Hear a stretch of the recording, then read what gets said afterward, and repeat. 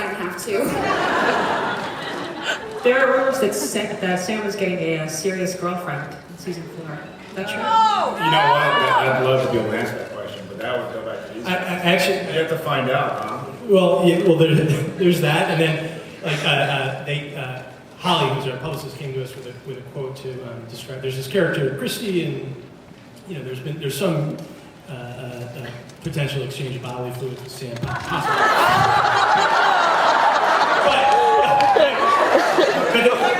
Not like, hey, you're gonna have a kissing scene. Get prepared. Yeah. We get real graphic.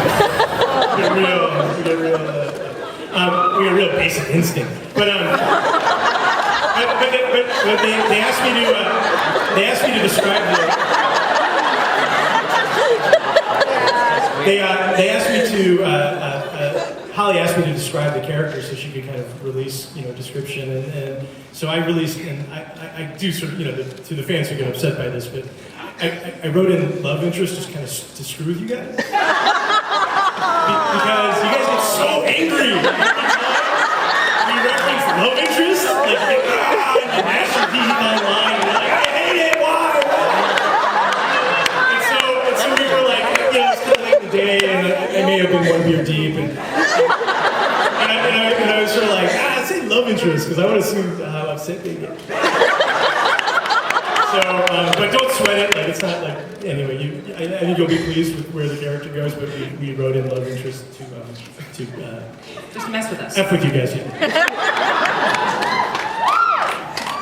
Well, so speaking of things like that, Jared and Jensen, you've been with these guys now for 3 years. Is there anything that they're writing that still surprises you? Anything about the turns and the characters, or anything that happened in the last season that you were like, I so didn't see that coming?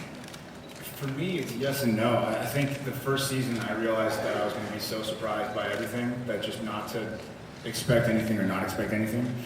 How's that for mystery? So no, I'm not really surprised anymore. And you know, Eric and the bunch have kind of explained what they want to do, what they're thinking, but it's likely to change. And so I've realized that, you know, I'm an actor telling their story, so wherever their story goes is where I go. I think the most, crickets on that one.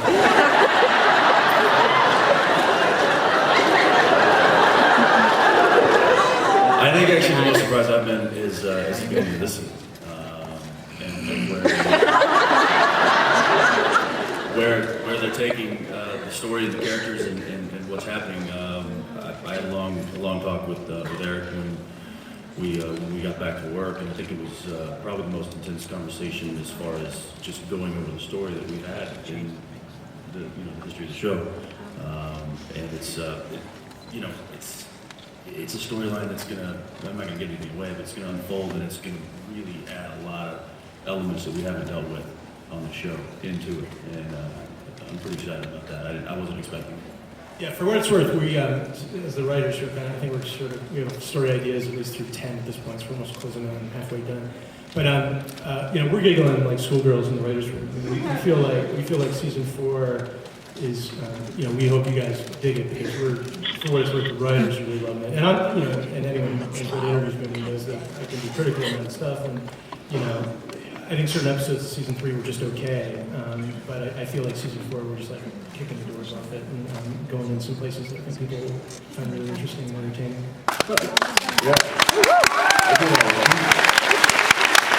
I was fishing for applause. He's not just saying that. He really isn't. For my money, it's the best mythology we've done since season 1, for sure. Yeah. Tell us what those writers Well, I agree also. Totally. Ben hates it. I mean it. Tell us what those writers' room meetings are like when you're talking about mythology and you're trying to hash it all out. Sorry, repeat the question, we didn't hear. I'm sorry, tell us what the writers' room meetings are like when you're trying to hash out that mythology and everything. Like, how do you even keep it all straight, keep it all together, and say, no, we can't do that because then that would conflict with this, and then, just how do you... Actually, Eric is very good, I think, we have a room that can go insane for a period of time, and then Eric you just did it last week. I went crazy for a whole day. Warner Brothers, I owe you a day. But in terms of process, like for mythological beats like that, there's a lot of pressure testing and sitting around, and I mean, these are the big decisions. Actually, a lot of them come almost easily. This year is rocking, and a part of it is somehow the wheels of the universe that are being defined in this season, they just provide a tremendous amount of fruit. The wheels bear fruit.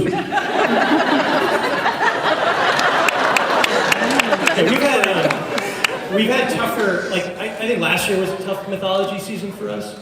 I mean, the deal was a really effective organizing impulse, but like we had just killed our main bad guy, and it took us time to sort of get into the new big bad, and it was the same baseball. It was a building season. But I feel like, I mean, this year we can't stop the ideas from dribbling out of our mouths in terms of where we're going. And we're really picking up momentum in a really fun way. So I think people just. Is there a theme of this season, a big overarching idea? Pornography.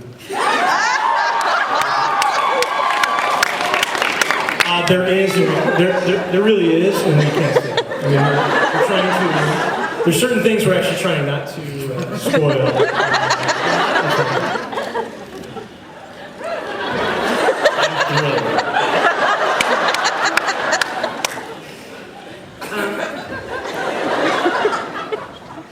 And Eric, you said before that you'll kill one of the boys before you kill that car.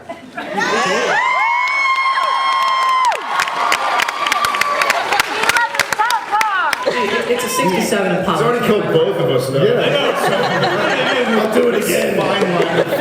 When Dean was in hell, we were like doing a count. Like, is this the third time we've killed him? And we were like, it's gonna lose impact after a while. We're like, we'll just kill him again. Well, with Mystery Spot, it might be the 60th. Oh yeah. Everyone's still here, pal. Can't shake me. You can't hold me down. The Impala is the third character, and we've said that often before. It's this is a Western, and the Impala is Trigger, and everyone cares. Everyone cares about Trigger, and everyone. I love that people have the affection of the car. I mean, the shows I grew up watching and loving were very car as a character heavy. Like I grew up like. I love, and I know they're not the best shows, but I love Knight Rider, and I love Dukes of Hazzard. And I just love the shows where you had iconic cars, and I would say one of the things I think I'm most proud of about Supernatural is that we've created a car that to its fans is I hope reaches that level of iconography, and so that's been really exciting and fun, and it's a great car. Handles like a shopping cart. Yeah, it's not a mean machine at all. So it's not a product placement thing, I guess. Well, I think we have